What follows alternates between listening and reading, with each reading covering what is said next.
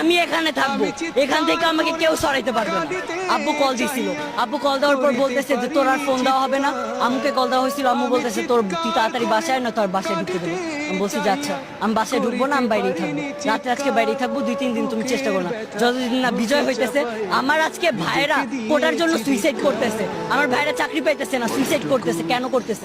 আজকে ভাইয়েরা করতেছে, ভবিষ্যতে কি আমরা সুইসাইড করবো না? ভবিষ্যতে আমাদের আমার এই যে বোনেদের ঢাকা ইউনিভার্সিটি ইন্ডিয়ানের বোনেদের এমন ভাবে যে নির্যাতন করলো ছাত্রলীগের পোলাপাইন, কেন করছে? কেন করছে? ওদের কি অধিকার যে ওরা গায়ের ওপর হাত তুলবে? আজকে আসার আগে পুলিশ আমাদের ধরছে, ভিডিও আছে আমার কাছে, আব্বুর থেকে ফোনটাই নাম ভিডিওটা ভাইরাল করবো। পুলিশে আমাদের হাত ধরছে, কেন? আমাদের গায়ে হাত দেওয়ার ওদের সাহস কিসের আছে? পুরাটা বিশ্বকে জানাই দেন, এই যুদ্ধ চলবে চলবে চলবে যতদিন না আমরা জিততেছি। আমি Tanmoy Kumar, model high school খিলগাঁওয়ের এবারে 10ম শ্রেণী থেকে মানে এসএসসি দিয়ে বের হইলাম, কবি নজরুলের ফার্স্ট ইয়ার স্টুডেন্ট, অ্যাডমিশন নিলাম।